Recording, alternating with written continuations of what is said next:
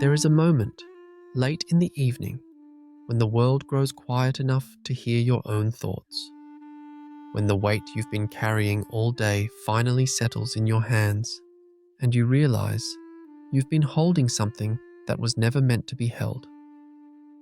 We speak of letting go as if it were an act of weakness, a failure of will.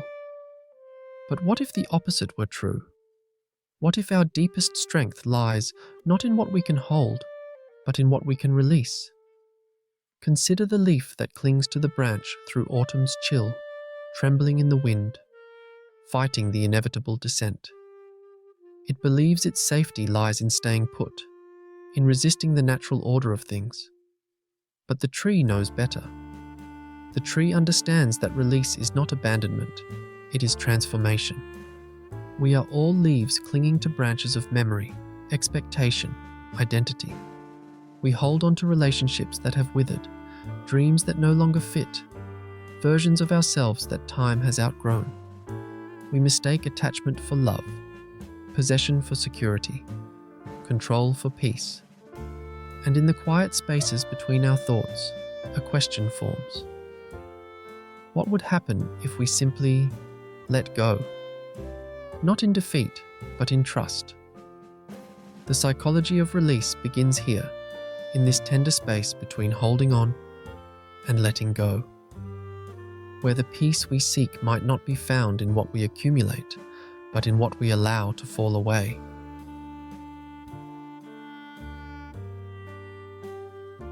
The paradox of release is this: we long for freedom while building our own prisons. We crave lightness while collecting stones for our pockets. Our minds have become museums of what was, archives of what might have been, galleries of what should be. Buddhist philosophy calls this attachment the root of suffering. The Buddha taught that clinging to impermanent things creates dukkha, the subtle dissatisfaction that colors human experience. We suffer not because things change, but because we expect them to remain the same.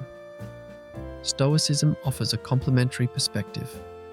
The Stoics understood that our peace depends not on controlling external events, but on mastering our responses to them. Epictetus wrote, "We cannot choose our external circumstances, but we can always choose how we respond to them." This is the essence of release, shifting our focus from what we cannot change to how we choose to relate to change itself. Modern psychology reveals how our brains are wired for attachment. Through neural pathways forged by repetition and emotion, we create cognitive maps of our world. These maps tell us what to expect, what to fear, what to desire. When reality contradicts these maps, we experience cognitive dissonance, the mental discomfort that arises when our beliefs conflict with evidence. We resolve this dissonance not by updating our maps, but by clinging more tightly to outdated beliefs. We become cartographers of imaginary territories, drawing borders around experiences that have already moved on. The longing for release is the soul's recognition that some maps need to be redrawn, that some territories are meant to be explored, not owned. That peace comes not from possessing the landscape, but from walking through it with open hands.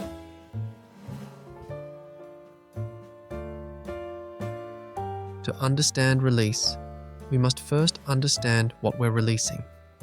It's rarely the thing itself that holds us captive, but the meaning we've assigned to it, the story we tell ourselves about why we need it, what it represents, who we would be without it. Cognitive psychology teaches us about emotional regulation, the ability to influence which emotions we have when we have them, and how we experience and express them. When we cannot release, it's often because our emotional regulation systems have become rigid. We've confused feeling with identity, believing that if we let go of the pain, we might lose part of ourselves. The Buddhist concept of anatta, or non-self, offers profound insight here. Anatta suggests that what we call self is actually a collection of ever-changing mental and physical processes. There is no permanent, unchanging essence to cling to. When we release attachments, we're not losing ourselves. We're recognizing that the self was always fluid, always becoming. Consider the practice of mindfulness, paying attention to the present moment without judgment. Mindfulness creates a space between stimulus and response, between thought and action. In this space, we discover that we are not our thoughts, not our emotions, not our attachments. We are the awareness that observes them. This awareness is the key to release. When we can observe our clinging without becoming it, when we can witness our resistance without fighting it, something remarkable happens. The grip loosens on its own. The Stoics called this the dichotomy of control. Some things are within our power, our judgments, our desires, our aversions. Other things are not, our reputation, our wealth, the actions of others. Release becomes possible when we stop trying to control what was never ours to control. Modern research in emotional flexibility shows that psychological health depends not on avoiding negative emotions, but on our ability to move through them. To feel sadness without drowning in it, anger without being consumed by it, fear without being paralyzed by it. Release, then, is not about getting rid of difficult emotions, but about changing our relationship to them. It's the difference between being caught in a storm and watching the storm from a sheltered place. The storm still rages, but you are no longer at its mercy. This is where psychology meets poetry, in the understanding that our greatest freedom lies not in what we possess, but in our capacity to let things pass through us. To be like water, taking the shape of whatever contains it, yet remaining essentially unchanged. The peace of letting go emerges when we stop fighting the current of life and learn to float with it. When we understand that some things are meant to be held lightly, like sunlight in our hands, felt but not captured, experienced but not owned.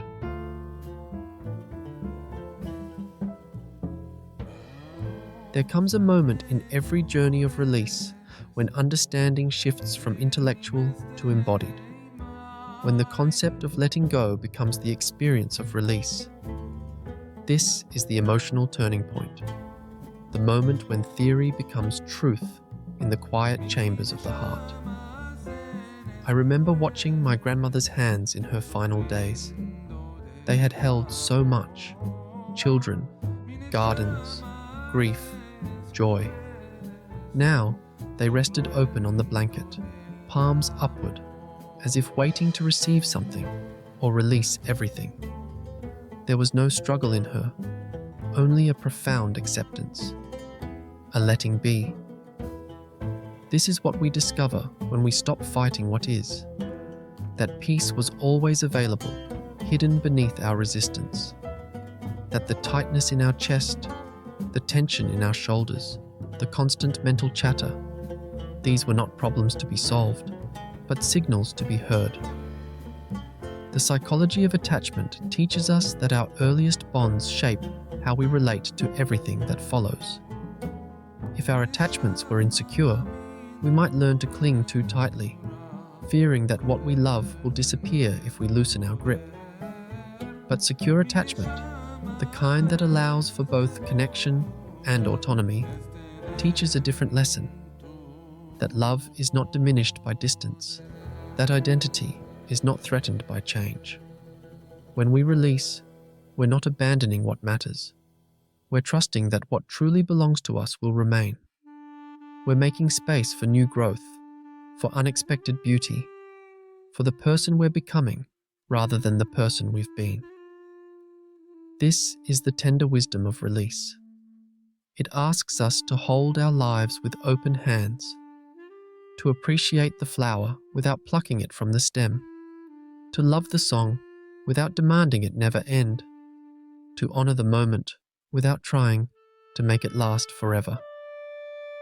In this space of gentle acceptance, we discover that what we feared losing was never ours to keep, that the peace we sought through control was always waiting on the other side of surrender.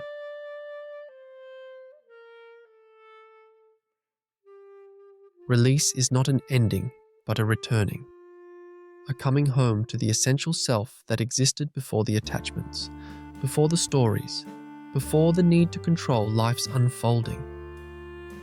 The Japanese have a concept called wabi-sabi, the beauty of imperfection, impermanence, and incompleteness.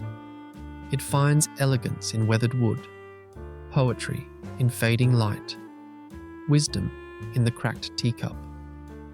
Wabi-sabi understands that nothing lasts, nothing is finished, and nothing is perfect. And in this understanding, it finds profound peace. This is the final truth of release, that our attempts to freeze life, to make permanent what is inherently transient, create the very suffering we seek to avoid.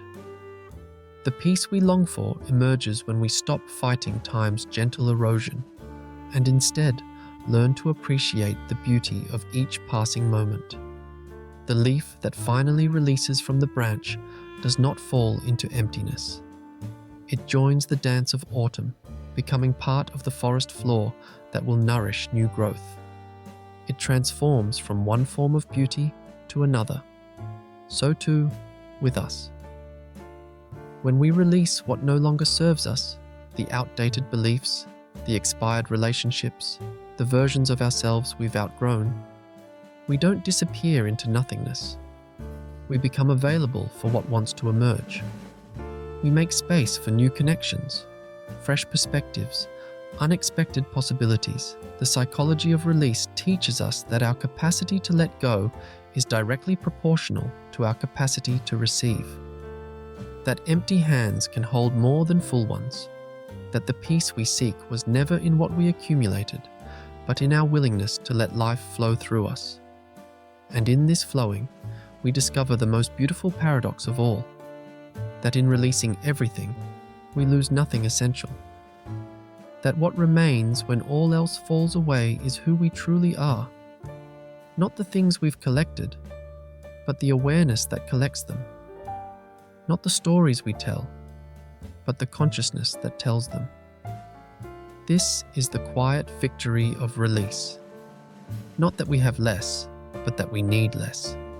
Not that we control life, but that we participate in it fully, openly, with hands unclenched and heart available. And in this availability, we find the peace that passes all understanding, the peace of letting go.